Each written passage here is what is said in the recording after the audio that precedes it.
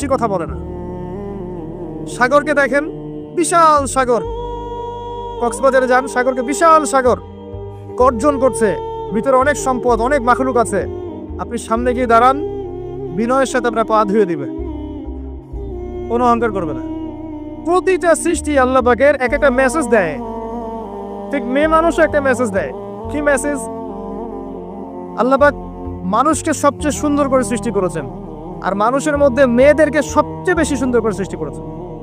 আল্লাহ পাকের সবচেয়ে সুন্দর সৃষ্টি হচ্ছে মেয়েরা, এবং তারা খুব নরম হয়, নরম, প্রজাপতি ধরার মতো। প্রজাপতিকে ধাপ করে ধরতে পারবেন না আপনি, শক্ত করে ধরতে গেলে প্রজাপতি নষ্ট হয়ে যাবে, মরে যাবে। প্রজাপতিকে কোমল ভাবে ধরতে হবে। ঠিক মেয়েদের সামনেও আপনার কোমল থাকতে হবে। বেশি হার্ড হতে যাবেন, শেষ।